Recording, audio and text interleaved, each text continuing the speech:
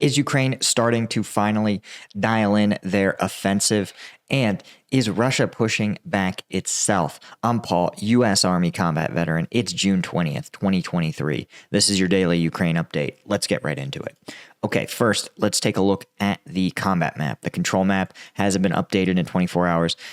Interesting notes is first the Russian offensive actions, 45 combat engagements, and you can see they are spread clear across the eastern half of the front line, including outside of Marinka, Avdiivka, and even outside of Bakhmut. All efforts where Russia is attempting to thwart some limited Ukrainian gains, especially we've seen outside of Avdiivka, the town of Vesely, where, again, it's purported that Chechen forces are engaging in a sort of their own offensive action. And of course, as we've seen, Bakhmut probably the site of some of the best Ukrainian progress in this fight. And this actually has quite a bit Russian lines really being pushed backwards towards the Berkiva Reservoir. And you can see that really Ukraine is making considerable progress in de-encircling Bakhmut, so to speak. And so it makes sense that Russia's going to be pushing to try to counterattack or blunt those Ukrainian efforts. But here's where things get interesting, is that Ukraine itself is also tagged as being on the offense. One of the major offensive actions is right here, and this makes a lot of sense. Rivnopol is extremely vulnerable. You can see it's basically a small, maybe not even a town, a village, connected by one thin route to Staromayorsk, where Russian forces are dug in. And Ukrainian forces have an incentive to cut off Russian forces here. This would trap Russian forces in Rivnopol. I'm sort of surprised they haven't withdrawn already. I'm surprised that this much territory remains contested. Again, though, I think it's worth noting that when you see these big open fields, a lot of times these are no man's land. You'll have probably forces attempting to dig in here and here in these forested areas in Prayutine.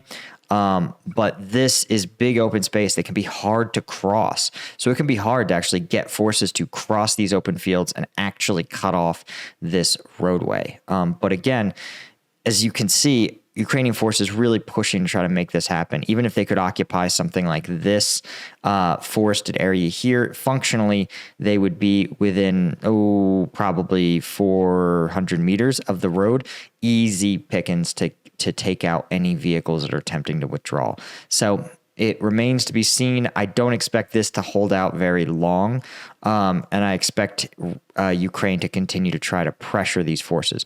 What I also think is sort of interesting is that even though they continue to try to advance south in Marakivka, you could see that if they were able to cross this no man's land, which is fairly dangerous, they may be able to conduct a flanking maneuver, right? This sort of simple flank can be a very effective tactic if used properly. And I think that's what they're trying to do. Fix Russian forces here in Staromayorsky and Orozane, and then attempt to flank them from Prayutine. Of course, they've got their work cut out for them. There's, it looks like maybe 3, maybe 4 kilometers of open space here as they approach Staromayorsk, which can be pretty tough, a pretty tough nut to crack if you can't coordinate your forces to both be pushing at the same time.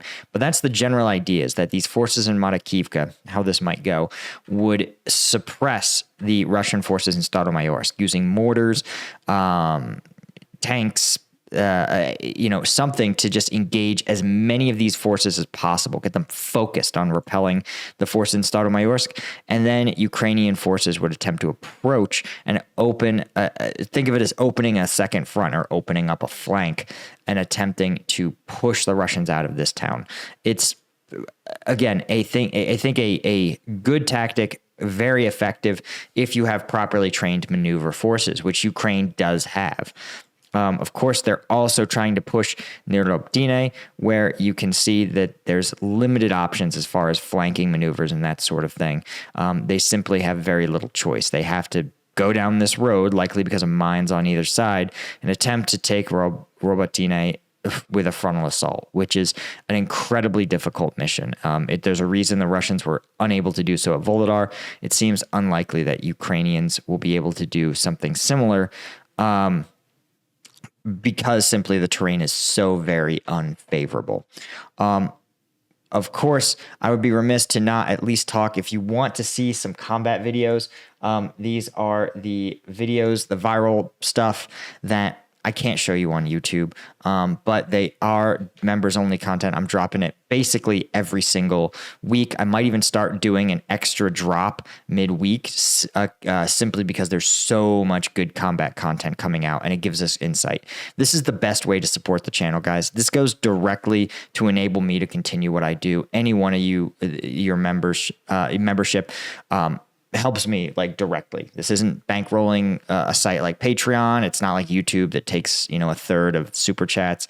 And it enables me to do this every day, bring you guys updates 7 days a week. So if you appreciate it and you've got the spare coin and you want that exclusive content, man, try to support me. combatvetnews.com/become a member.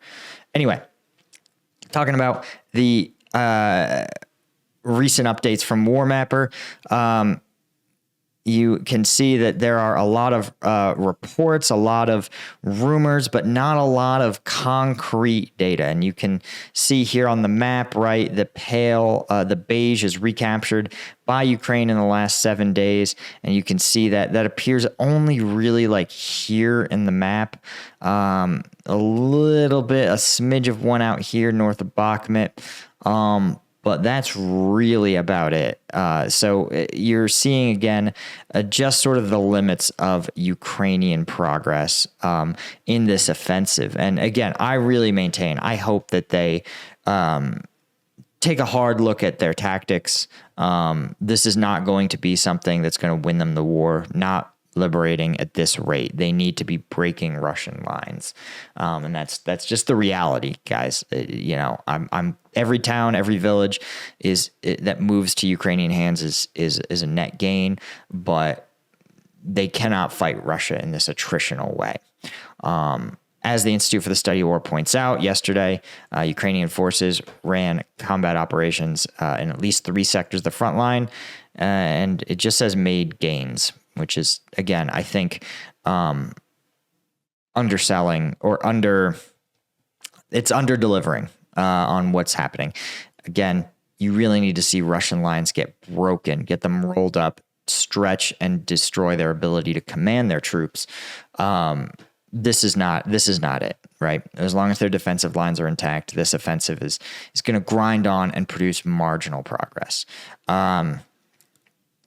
All right. They point out that, of course, in Zaporizhzhia, Ukrainian troops have advanced up to 7 kilometers, and liberated 113 square kilometers of territory. But these are just tiny numbers for what needs to happen. 8 settlements, they're just not sufficient, right? Russian mill bloggers saying that there were also attacks south of Velka Novosilka. Again, the liberation of Patlatkati.